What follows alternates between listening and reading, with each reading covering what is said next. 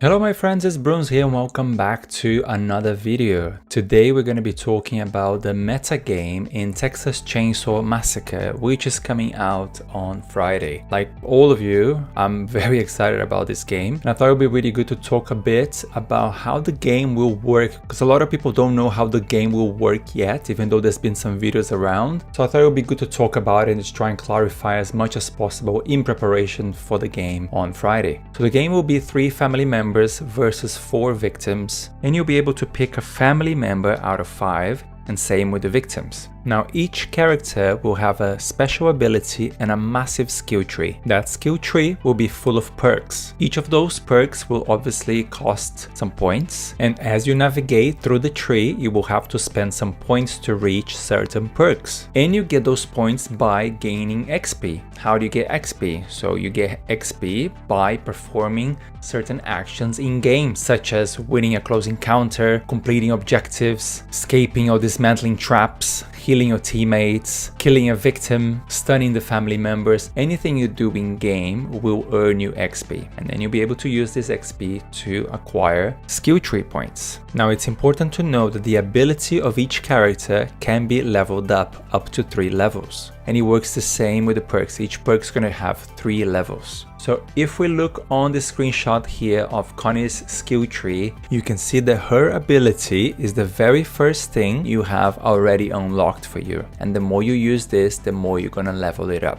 From there, if you go up on the skill tree, then you will be able to take different paths and choose different perks. If you choose to go right here, for instance, then all the other paths will close and you're only going to be able to access the perks that this path will lead you to. So whenever you get to a crossroads, then you have to make a decision and the other path will close. But you can always respect this. So it's never set in stone. Once you've made some choices, you can always go back and start all over again. Once you unlock perks, you'll be able to add those perks to your character. Now we can see here Connie's customization screen. The leftmost icon on the abilities and perks section is her main ability. The other 3 are the perks that you will unlock.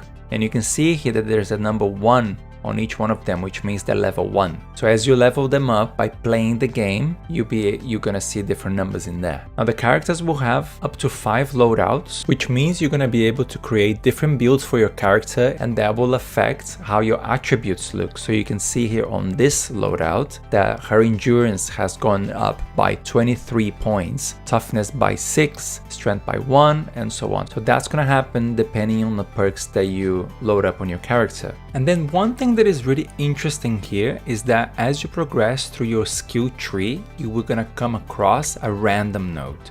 That's gonna have a question mark like this one here, and as far as I understand, this is gonna come out of a pool of perks that are just random perks in the game. And whenever you respect your tree, that random node will change as well. So you can kind of see where this is going. It can be that you're gonna have a skill tree that are gonna have 1 or 2 really strong random perks, and then you're gonna respect that and you're gonna lose those. And then when you find those random nodes again, perks are gonna be different. This will definitely encourage you to try different builds. I think we can expect to see some really crazy builds going out there in the next few days. Very interesting take on skill tree building. Another thing worth knowing here is that you can see that you keep unlocking extra attribute points here. Those are the attribute points from the victims and the killers that they have endurance, stealth, proficiency, and you're gonna be spending these extra points on your character's loadout. Now the main difference on all this between the family members and the victims is that the family members, they will be able to put